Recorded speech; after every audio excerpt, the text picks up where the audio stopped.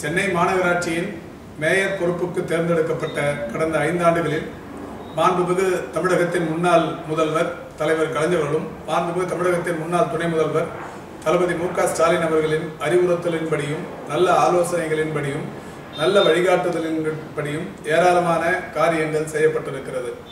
அதன் விளைவாகத்தான் இன்றைக்கு சென்னை மாநகராட்சிக்கு வேறு எப்போதும் இல்லாத அளவுக்கு அகில உலக அளவிலான விருது ஒன்றும் கிடைத்தது. லண்டனில் இருக்கிற வேர்ல்டு லீடர்ஷிப் போரம் என்கின்ற ஒரு அமைப்பு சென்னை மாநகராட்சியை எய்ட்ஸ் சம்பந்தமான விழிப்புணர்வு கல்வியை சிறப்பாக அளித்தமைக்காக வேர்ல்டு லீடர்ஷிப் அவார்டு என்கின்ற ஒரு விருதினை சென்னை மாநகராட்சிக்கு தந்து மகிழ்ந்தார்கள். அதேபோல் அகில இந்திய அளவில் சிறந்த மாநகராட்சியாக சென்னை தேர்வு செய்யப்பட்டு மாண்புமிகு பாரத பிரதமர் அவர்களால் விருது வழங்கப்பட்டது. அதேபோல் நிர்வாக திறன் படைத்த மாநகராட்சி என்கின்ற அந்த அளவிலேயும் மாண்புமிகு பாரத பிரதமர் அவர்களால் இன்னொரு விருதும் கிடைத்தது. மாற்றுத்திறனாளிகளின் வாழ்வில் மேம்பாட்டினை அடைய செய்தமைக்காக சென்னை மாநகராட்சி இந்தியாவில் சிறந்த மாநகராட்சியாக தேர்ந்தெடுக்கப்பட்டு மேதகு குடியரசுத் தலைவர் அவர்களால் ஒரு விருதும் வழங்கப்பட்டது. இதோடு மட்டுமல்லாமல் சென்னை மாநகராட்சியின் சார்பில் ஒரே நாளில் 155 வட்டங்களிலும் மருத்துவ முகாம்கள் நடத்தி அதன் மூலம் சற்றேறக்குறைய 61,000 பேர் மருத்துவ பயன் பெற்றதற்காக லிம்கா சாதனை புத்தகத்திலேயும் சென்னை மாநகராட்சி இடம்பெற்றிருக்கிறது. சென்னை மாநகராட்சியின் சமீபத்திய கட்டிடங்களுக்காக 3 கட்டிடங்களுக்கு ISO தர சான்றிதழும் கிடைக்கப்பட்டிருக்கிறது. இப்படி சென்னை மாநகராட்சியின் வரலாற்றில் 320 ஆண்டுகளுக்கும் மேலான வரலாற்றில் அகில உலக அளவிலான அகில இந்திய அளவிலான விருதுகள் கிடைக்கப்பட்டிருப்பது இதுவே முதல் முறை என்பது குறிப்பிடத்தக்கது. அதோடு மட்டுமல்லாமல் சென்னை மாநகராட்சி இதுவரை ஒரு 30 ஆண்டுகளுக்கு பிறகு 2 வெளி நாடுகளோடு டெக்சாஸ் என்கின்ற அமெரிக்காவில் இருக்கிற ஒரு மாநகரத்தோடு சிஸ்டர் சிட்டி அக்ரிமெண்ட் சகோதரத்துவ ஒப்பந்தம் ஒன்றும் ஏற்படுத்திக் கொள்ளப்பட்டது. அதேபோல் மலேசியாவின் தலைநகரான கோலாலம்பூரோடும் ஒரு சகோதரத்துவ ஒப்பந்தம் ஏற்படுத்திக் கொள்ளப்பட்டது. இப்படி உலக தொடர்புள்ள நகரமாய் சென்னை நகரம் இன்றைக்கு உருவாகி கொண்டிருக்கிறது. சென்னையை பொறுத்தவரை 174 சதுர கிலோமீட்டர் பரப்புள்ள இருந்த இந்த சென்னை அகில இந்திய அளவில் பெரும் மாநகராட்சிகளில் மிக சிறிய மாநகராட்சியாய் இருந்தது. எனவேதான் தலைவர் கலைஞர்களும் நம்முடைய தளபதி அவர்களும் இந்த மாநகராட்சியை ஒரு மும்பையை போலவே, ஒரு ஹைதராபாத்தை போலவே, ஒரு டெல்லியை போலவே பெரிய அளவிலான மாநகராட்சியாக உருவாக்கிட வேண்டும் என்று நினைத்து திமுக ஆட்சியின் போது இதை 424 சதுர கிலோமீட்டர் பரப்பளவு உள்ள மாநகராட்சியாக விஸ்தரிக்க எண்ணம் கொண்டு அதற்கான திட்டங்களை தீட்டி அரசாணையை எல்லாம் பெற்றார்கள். அந்த திட்டம் இன்றைக்கு நிறைவேற இருக்கிறது. இந்த மாநகராட்சியின் சார்பில் ஏற்கனவே மாநகராட்சியின் சார்பில் ஏராளமான நலத்திட்டங்கள் இன்றைக்கு ஏற்படுத்தப்பட்டிருக்கிறது. அதில் மனிதநேய நடவடிக்கைகளாய் பல நடவடிக்கைகள் என்பது எடுக்கப்பட்டிருக்கிறது. மனிதநேய நடவடிக்கைகள் என்று சொல்லும்போது சென்னை மாநகராட்சியின் சார்பில் இதுவரை சென்னை மாநகரில் சுற்றித்திருந்த மனநோயாளிகள், மனநோயினால் பாதிக்கப்பட்டு பிச்சை எடுத்துக் கொண்டிருந்தவர்கள், ஆதரவற்ற நிலையில் பிச்சை எடுத்துக் கொண்டிருந்தவர்கள், கைக்குழந்தைகளுடன் டிராபிக் சிக்னல்களில் பிச்சை எடுத்துக் கொண்டிருந்தவர்களை எல்லாம் ஏறத்தாழ 1800க்கும் மேற்பட்டவர்களை அழைத்து சென்று அவர்களுக்கு புத்தாடைகள் வழங்கி மருத்துவ சிகிச்சை அளித்து அவர்கள் தங்குவதற்கான இடங்களையும் அளித்து தன்னார்வ தொண்டு நிறுவனங்களோடு இணைந்து அவருடைய வாழ்க்கையை இன்றைக்கு மேம்படுத்தி அதில் பலர் குணமடைந்து தங்களுடைய இல்லங்களுக்கு தங்களுடைய உறவினர்களோடு சென்று சேர்ந்திருக்கிறார்கள் என்பது ஒரு மகிழ்வுக்குரிய செய்தி. அதேபோல் உலகத்தில் எல்லா இடங்களிலேயும் வெட்டியான்கள் என்று சொல்லப்படுகிற ஒரு தொழிலினர் அவர்களை பொறுத்தவரை ஒரு சாவுதான் அவர்களுக்கு சாப்பாடு என்கின்ற அளவில் சாவை எதிர்நோக்கி காத்திருப்பார்கள். அந்த நிலையை சென்னை மாநகரில் ஒழிக்க வேண்டும் என்கின்ற அந்த வகையில் இந்த மயான உதவியாளர்கள் என்று அவர்கள் பெயர் மாற்றம் செய்யப்பட்டு, மயான உதவியாளர்கள் என்று பெயர் மாற்றம் செய்தால் மட்டும் போதாது, அவருடைய வாழ்க்கை தரத்தையும் மேம்படுத்திட வேண்டும் என்கின்ற வகையில் ஒரு சாவை எதிர்நோக்கி காத்துக் கொண்டிருக்கிற அந்த நிலையை நாம் மாற்றி இன்றைக்கு அவர்களுக்கும் மாதந்தோறும் அரசு ஊழியர்களாக மாற்றி மாத சம்பளம் வழங்கப்பட்டிருக்கிறது. இதனுடைய விளைவால் அவர்கள் இனிமேல் எந்த சாவையும் எதிர்பார்த்து காத்திருக்க வேண்டிய அவசியம் இல்லை என்கின்ற அந்த நிலை இன்றைக்கு மாநகராட்சியின் சார்பில் ஏற்படுத்தப்பட்டிருக்கிறது. மாநகராட்சியின் சார்பில் இன்னமும் பல்வேறு மனிதநேய நடவடிக்கைகள் எடுக்கப்பட்டிருக்கிறது.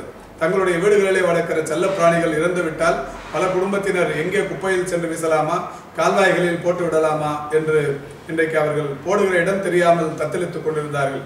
ஆனால் சென்னை மாநகராட்சியை பொறுத்தவரை இந்தியாவிலேயே முதன்முறையாய் வட சென்னையில் ஒரு 1/2 ஏக்கர் நிலத்திலேயும் தென் சென்னையில் ஒரு 1/2 ஏக்கர் நிலத்திலேயும் அந்த செல்ல பிராணிகளை புதைப்பதற்கு இடம் தந்திருக்கிறோம். அதோடு மட்டுமில்லாமல் செல்ல பிராணிகளுக்கென்று தனி மருத்துவமனைகளை அமைத்திருக்கிறோம். அதேபோல் சென்னையின் நடைபாதைகளில் படுத்து தூங்கிக் கொண்டிருக்கிற ஆதரவற்ற குழந்தைகளுக்கென்று 2 நைட் ஷெல்டர்ஸ் இரவு காப்பகங்களை திறந்து வைத்திருக்கிறோம். சென்னை மாநகராட்சியின் சார்பில் 2 இடங்களில் முதியோர்களுக்கான தனி மருத்துவமனைகளை திறந்து வைத்திருக்கிறோம். இந்த நிர்வாகம் பொறுப்பேற்றதற்கு பிறகு கண் மருத்துவமனைகள், பல் மருத்துவமனைகள் என்று பல மருத்துவமனைகளை கட்டி திறந்திருக்கிறோம். எல்லாவற்றை காட்டிலும் 24 மணி நேரமும் இயங்கக்கூடிய மகப்பேறு சேவை மையங்கள் 2 இடங்களில் இருந்தது. ஒன்று சைதாப்பேட்டையிலேயும் பெருமாள்பேட்டையிலேயும். இன்றைக்கு 10 இடங்களில் அந்த மகப்பேறு சேவை மையங்களை கட்டி திறந்து தனியார் மருத்துவமனைகளில் இருக்கிற அனைத்து வசதிகளையும் அதை ஏற்படுத்தி இன்றைக்கு அனைத்து வசதிகளிலும் மட்டுமல்லாமல் குளிர்சாதன வசதி செய்யப்பட்ட மருத்துவமனைகளாக இன்றைக்கு மாற்றியிருக்கிறோம். அதன் விளைவால் கடந்த 5 ஆண்டுகளுக்கு முன்னால் மாநகராட்சி மகப்பேறு மருத்துவமனைகளில் ஆண்டொன்றுக்கு 7000 முதல் 8000 குழந்தைகள் மட்டுமே பிறந்து கொண்டிருந்த அந்த நிலையினை மாற்றி இன்றைக்கு ஆண்டொன்றுக்கு மாநகராட்சி மருத்துவமனைகளில் 20,000 குழந்தைகள் பிறக்கிற அளவுக்கு மாநகராட்சியின் மருத்துவ சேவையை ஏழை எளிய தாய்மார்கள் இன்றைக்கு பெற்றுக் கொண்டிருக்கிறார்கள். அதற்கான காரணம் என்பது அந்த தாய்மார்கள் மருத்துவமனையில் சேருகிற நாள் முதல் அவர்கள் மருத்துவமனையிலிருந்து வெளியே போகிற நாள் வரை 3 வேளையும் பத்திய சாப்பாடு என்று சொல்லப்படுகிற அந்த உணவு அளிப்பது, சிறப்பு உணவு அளிப்பது, அதோடு குழந்தை பிறந்தவுடன் அந்த குழந்தைக்கு பரிசுப்பை தருவது, அந்த குழந்தைக்கு மெத்தையுடன் கூடிய பாதுகாப்பு வலை தருவது, தமிழில் பெயர் வைத்தால் தங்க மோதிரம் தருவது என்கின்ற பல்வேறு திட்டங்களை தீட்டி மாநகராட்சி மகப்பேறு மருத்துவ மையங்கள் இன்றைக்கு இந்தியாவிலேயே மிக சிறந்த அளவில் இயங்கிக் கொண்டிருக்கிறது. அதோடு மட்டுமல்லாமல் இன்றைக்கு மாநகராட்சி பள்ளிகள், சென்னை மாநகராட்சி பள்ளிகள் என்று சொன்னாலே ஏதோ தரம் குறைந்தவை என்கின்ற அந்த எண்ணத்தை பொதுமக்களிடத்திலிருந்து அகற்றி சென்னை பள்ளிகள் என்று பெயர் மாற்றம் செய்து அந்த சென்னை பள்ளிகளில் படிக்கிற அனைத்து மாணவர்களுக்கும் இன்றைக்கு ஒரு செட் இலவசமாய் சீருடை, அகராதிகள் வழங்குவது, அவர்களுக்கு இலவசமாய் காலணிகள் வழங்குவது, அவர்களுக்கு வெளி மாநிலங்களுக்கு கல்வி சுற்றுலா அனுப்பி வைப்பது, தொழில் சுற்றுலா அனுப்பி வைப்பது, அவருடைய இந்த 12ஆம் வகுப்பு மேல் நன்கு மதிப்பெண்களை பெற்ற மாணவர்களை மருத்துவ படிப்புக்கும் அதேபோல் பொறியாளர் படிப்புக்கும் தேர்வாளர்களுக்கு ஆண்டுக்கு 25,000 ரூபாய் வழங்குவது, சட்டப்படிப்பு படிப்பவர்களுக்கு உதவித்தொகை வழங்குவது, செவிலியர் பயிற்சி படிப்பவர்களுக்கும் ஆசிரியர் பயிற்சி படிப்பவர்களுக்கும் உதவித்தொகை வழங்குவது, BA, BSc, BCom போன்ற இளங்கலை வகுப்புகளில் இடம் கிடைக்கிறவர்களுக்கு உதவித்தொகை வழங்குவது போன்ற பல்வேறு திட்டங்களை மாநகராட்சி நிர்வாகம் செய்து இந்தியாவிலேயே எந்த அரசு பள்ளியிலேயும் எந்த உள்ளாட்சி பள்ளியிலேயும் கிடைக்காத சாதனைகளை எல்லாம் சென்னை மாநகராட்சி நிர்வாகம் செய்து கொண்டிருக்கிறது. அதன் விளைவாக கடந்த 5 ஆண்டுகளில் தொடர்ந்து கடந்த 2-3 ஆண்டுகளாக 80க்கும் மேற்பட்ட சதவிகிதம் தேர்ச்சி விழுக்காடு என்பது இருந்து கொண்டிருக்கிறது. எல்லாவற்றை காட்டிலும் மாநகராட்சியின் வரலாற்றிலேயே முதன்முறையாக இந்த ஆண்டு 12ஆம் வகுப்பில் 87%, 10ஆம் வகுப்பில் 88% தேர்ச்சி விழுக்காடு கிடைத்திருக்கிறது என்பது ஒரு மிகப்பெரிய அளவிலான மகிழ்ச்சியை தரக்கூடிய நிகழ்வாகும். இதேபோல் சென்னையில் போக்குவரத்து நெரிசலை தீர்ப்பதற்கு 9 இடங்களில் மேம்பாலங்களும் சுரங்கப்பாதைகளும் கட்டித்தரப்பட்டிருக்கிறது. இன்னும் 10க்கும் மேற்பட்ட இடங்களில் கட்டப்பட்டும் கொண்டிருக்கிறது. அதேபோல் புராதன சின்னங்களாக விளங்கி கொண்டிருக்கிற ரிப்பன் மாளிகை, விக்டோரியா பொதுக்கூடம் ஆகியவற்றை மத்திய அரசின் நிதி உதவியோடு இன்றைக்கு புனரமைக்கும் பணிகள் நடைபெற்றுக் கொண்டிருக்கிறது. மிக விரைவில் அந்த புனரமைக்கும் பணிகள் முடிந்து தொன்மை நிறைந்த அந்த கட்டிடங்கள் பொதுமக்களின் பார்வைக்கு ஒரு சுற்றுலா மையங்களாக ஆக்கப்படவிருக்கிறது. அதோடு மட்டுமல்லாமல் சென்னையிலே குப்பை கூட்டும் வளாகங்களாக இருந்து கொண்டிருக்கிற பெருங்குடி, கொடுங்கையூர் ஆகிய 2 குப்பை கூட்டும் வளாகங்களும் கடந்த 50 ஆண்டுகளாக 1 கோடி டன்னுக்கும் மேற்பட்ட குப்பை இங்கே தேங்கி கிடக்கிற நிலையினை மாற்றுவதற்கு இன்றைக்கு உலகளாவிய ஒப்பந்தங்கள் கோரப்பட்டு அவையும் தீர்வுக்கு வரப்படவிருக்கிறது. 4000 கோடி ரூபாய்க்கு மேலான ஆக்கிரமிப்பு சொத்துக்கள் மீட்கப்பட்டு சென்னை மாநகரில் பூங்காக்களாகவும் விளையாட்டு திடல்களாகவும் அமைக்கப்பட்டிருக்கிறது. 70க்கும் மேற்பட்ட உடற்பயிற்சி கூடங்கள் கட்டித்தரப்பட்டது. 46 புதிய தொடக்க மருத்துவமனைகள், ஆரம்ப சுகாதார மையங்கள் கட்டி முடித்து திறந்து வைக்கப்பட்டிருக்கிறது. ஒரு மண்டலத்துக்கு 1 என்கின்ற வகையில் நட்சத்திர அந்தஸ்துடன் கூடிய விளையாட்டு திடல்கள் அமைத்து விளையாட்டு வீரர்களை ஊக்கப்படுத்துகிற அந்த நிகழ்வும் என்பது இன்றைக்கு நடைபெற்றுக் கொண்டிருக்கிறது. எல்லாவற்றை காட்டிலும் சென்னை மாநகரின் அனைத்து சாலைகளிலேயும் அரசு சுவர்களில் இன்றைக்கு தமிழகத்தின் பண்பாடு, கலாச்சாரம், தமிழகத்தின் சுற்றுலா மையங்களை எடுத்துச் சொல்லுகிற சித்திரங்கள் வரையப்பட்டிருக்கிறது.